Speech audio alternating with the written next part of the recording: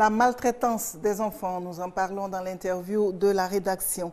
Véritable fléau que dénonce à travers ses écrits et des actes un homme.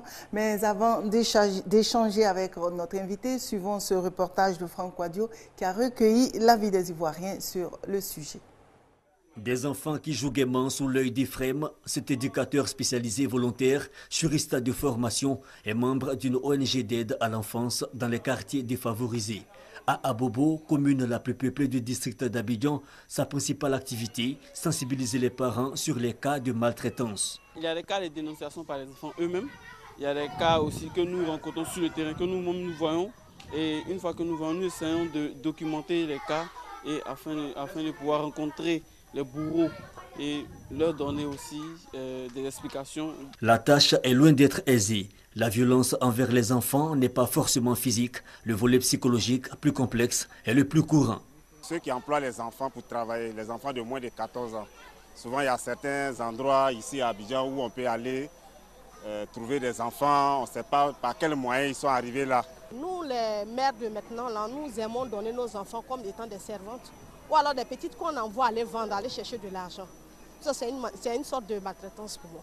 Quelle que soit la forme, la maltraitance infantile de la vie générale ne devrait cependant pas prospérer. Mais il faut, au-delà des mots, davantage d'initiatives des autorités. À mon avis, l'État doit sanctionner ceux qui emploient les enfants mineurs. La pauvreté en Côte d'Ivoire sévit sérieusement. Donc, un papa qui n'a pas de travail, la maman qui se débrouille, l'enfant aussi va se débrouiller pour que chacun puisse envoyer quelque chose à la maison le soir pour que tout le monde puisse se mettre sous la dent. Un engagement est déjà pris depuis juin 2013 par le ministère de la Solidarité, de la Famille, de la Femme et de l'Enfant qui met à disposition un numéro vert, le 116, pour dénoncer tout cas de maltraitance infantile. Reste cependant la responsabilité collective pour éloigner durablement des mœurs toute violence à l'égard des enfants. Que représente l'enfant pour les Africains? Pourquoi est-il si vulnérable face à la pression des adultes? Monsieur Kourouma Mamadi Korzak, coordonnateur général de l'ONG Solidarité des adultes pour l'enfant en Côte d'Ivoire, est notre invité. Bonsoir, Monsieur Kourouma. Madame. Comment ça va? Selon vous, que représente l'enfant en Afrique? Eh bien, l'enfant représente en Afrique, le statut de l'enfant africain présente réellement un problème parce qu'il faut dire qu'en Afrique, l'enfant est considéré comme un objet de manière générale. Quand je dis objet, comprenez par là que nous faisons les enfants et nous en faisons beaucoup pour assurer nos arrières, pour permettre donc, une fois que nous sommes vieux ou très âgés, que ces enfants-là nous prennent en charge. Et donc, pour rechercher également de l'influence dans la famille, dans la communauté ou dans la société. Et donc, tout ça est permis par le simple fait que nous créons des moyens de rétorsion pour étouffer la personnalité de l'enfant. Et donc, en quelque sorte, l'enfant ne s'exprime pas en tant que tel, ne s'affirme pas, et il y a tout le temps des contraintes qui s'imposent. Et c'est, selon moi, en tant qu'acteur de proximité des droits de l'enfant, l'une des causes fondamentales des violences de manière générale en Afrique. Donc, dites-nous comment vous êtes venu l'idée de vous occuper des enfants.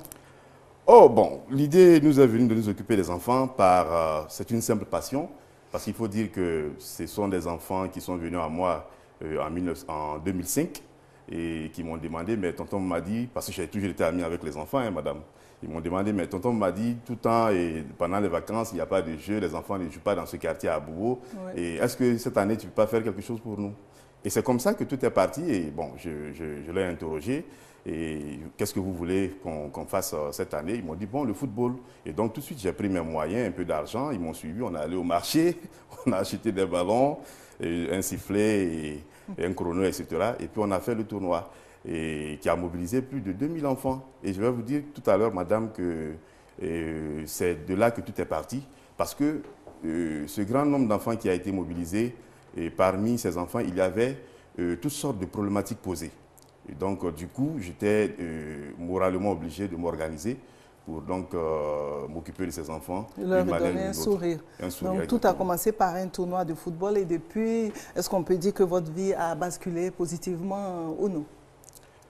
Bon, le travail social de proximité, on ne le fait pas pour s'enrichir, madame. En tout cas, de mon point de vue, ce n'est pas une sinecure.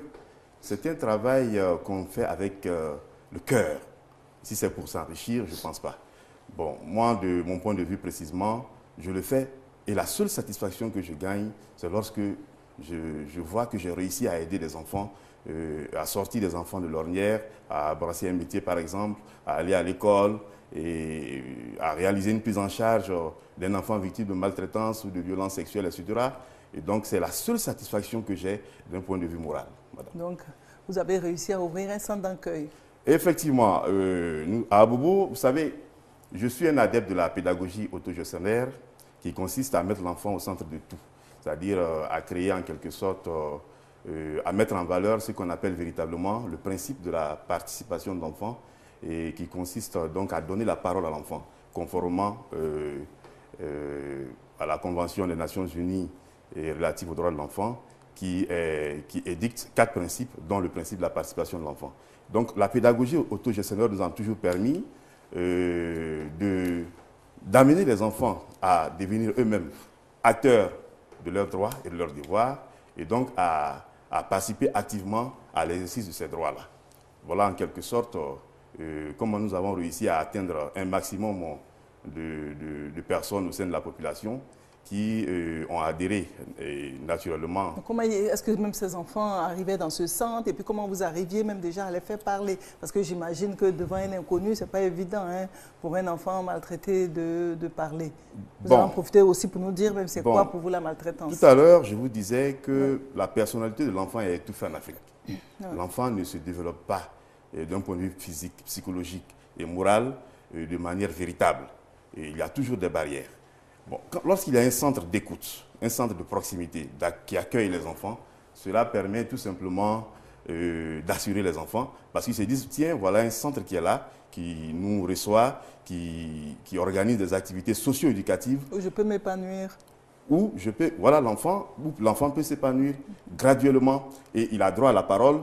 Et c'est ainsi que j'ai pu constater que lorsque l'enfant est mis en confiance, l'enfant s'exprime. Mais quand l'enfant n'est pas mis en confiance, madame, l'enfant ne s'exprime pas. Et voilà pourquoi en Afrique, on a toujours des problèmes avec nos enfants.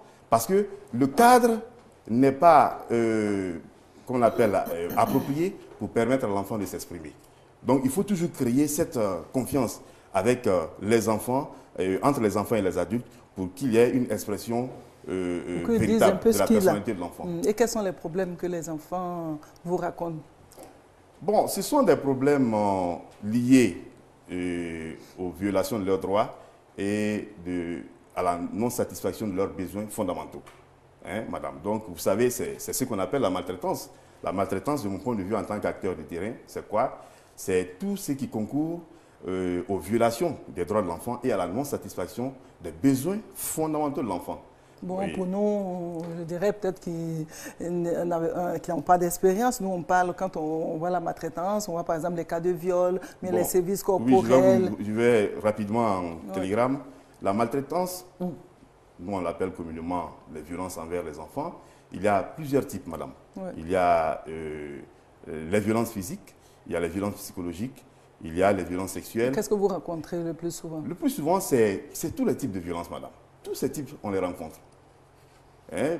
Généralement, c'est la maltraitance physique ou les violences physiques, où l'enfant subit les services corporels, hein, où vous découvrez donc sur son corps. Donc ce père ou cette mère qui bat tous les jours son enfant, et puis on a des services corporels très graves, et c'est cet enfant qui arrive dans votre centre d'accueil. Qu'est-ce que vous faites? Est-ce que vous arrivez à résoudre le problème? Lorsque nous recevons des enfants en situation difficile, donc, et qui ont été victimes de maltraitance, etc., il y a ce que nous faisons premièrement, c'est l'écoute. Parce qu'il faut écouter l'enfant. Et ça peut prendre souvent 1 heure, 30 minutes, plus, même des jours. Ça dépend de la situation, du niveau de problème que l'enfant pose. Donc l'enfant ne retourne plus chez ses parents? Non, il peut retourner chez ses parents. Mais lorsque ça nécessite une prise en charge, parce que la prise en charge, après l'écoute, il faut identifier réellement le problème posé. Si la situation de l'enfant est telle que ça nécessite une prise en charge, d'abord médicale, il faut d'abord réaliser cette prise en charge médicale. Si ça nécessite également une prise en charge juridique et judiciaire, il faut réaliser cela, hein, parce que on n'est pas sans savoir que la Constitution ivoirienne et toutes les lois inférieures permettent ou garantissent une protection à l'enfant. Donc tous ceux qui s'inscrivent dans, tous ceux qui s'inscrivent dans le cadre, qui ne s'inscrivent pas dans ce cadre, sont purement et simplement punis par la loi. On prend l'exemple des cas de viol. Est-ce que vous arrivez à résoudre le problème? Par exemple, le violeur, est-ce qu'il a pu être emprisonné et tout? C'est un exposé de cas que je vais faire rapidement. Il y a juste 2 mois, il y a un cas qui m'a marqué et qui m'a profondément déçu. Et je n'ai pas manqué d'en parler aux acteurs étatiques, et à Child Protection de l'ONUCI et à beaucoup d'autres acteurs qui ont reçu un mail groupé de moi dans lequel j'ai expliqué la situation. Une fille de 13 ans s'est fait violer par un jeune de 25 ans à Abobo. Et cette fille-là, c'est à l'aide d'un couteau. Le jeune homme a utilisé un couteau. Et il l'a sciemment fait. Donc, lorsque nous avons reçu l'information, nous avons procédé à l'accueil et à l'écoute de la victime. Nous avons documenté le cas. Et c'est ainsi que la prise en charge a continué. On a d'abord fait la prise en charge médicale, où nous avons pu obtenir un certificat médical, et nous avons réalisé également la prise en charge juridique et judiciaire. On a réussi donc à mettre la main sur le violeur. Il a été déféré. Lorsqu'il a été déféré, à notre grande surprise, nous avons remarqué, et c'est courant, que la justice n'a pas fait correctement son travail, madame. Ils se sont permis tout simplement de permettre l'expression, et parce que c'est ce qui s'est passé, en retour, nous avons reçu toutes les informations nécessaires. Ils se sont permis de récupérer de l'argent avec les parents du bourreau, et il a été purement et simplement relâché. Un violeur, la loi nous dit clairement, le code pénal ivoirien nous dit clairement ce que c'est que les violences sexuelles, et comment est-ce que c'est condamné. Alors, mais ce jeune homme a été purement et simplement relâché, et jusqu'à présent, quand il nous voit dans la rue, c'est des menaces qu'il profère, etc. Et tout le temps, nous sommes toujours en contact avec ce genre de problème-là. Votre tâche ne doit pas être facile. Pas du tout facile, madame. Donc vous avez dû écrire pour dénoncer tous ces problèmes-là. Vous avez écrit un livre intitulé « Guérir l'Afrique de ses turpitudes ». Bien sûr. Mais en vous lisant, on vous sent très, très amer. Oui, madame, c'est ça. Je suis un homme de passion. Un homme de passion, souvent, et c'est difficile qu'il soit compris par son entourage. Et donc, je perds mon temps à écrire pendant les moments où je n'ai rien à faire, où j'exprime ma personnalité de défenseur des droits de l'enfant. Et ainsi, j'ai pu écrire ce livre avec le concours réussi des éditions Balafon. C'est un livre qui est un travail intellectuel à cheval entre la documentation et l'essai, dans lequel j'évoque les causes du sous-développement africain. Parce que pour moi, ce n'est pas par les canons macroéconomiques que nous pouvons expliquer les causes du sous-développement. Il y a énormément de barrières mentales qui ne nous permettent pas de nous développer. Sinon, nous sommes un continent énormément riche, nous avons toutes les opportunités pour avancer et évoluer. Mais pourquoi est-ce que ce n'est pas le cas? Parce que tout simplement, il y a des barrières d'ordre anthropologique, culturel et ontologique qui nous empêchent d'évoluer, madame. Et puis peut-être aussi parce que tout commence avec l'enfant, parce que vous terminez presque votre essai par « Alors, chers Africains noirs, réveillez-vous ». Oui. Est-ce que ça ne commence pas déjà par le respect des enfants? Cela augure peut-être des lendemains meilleurs avec ça. J'ai axé mon action de protection de l'enfant sur 3 axes. L'amour, le respect et l'observation.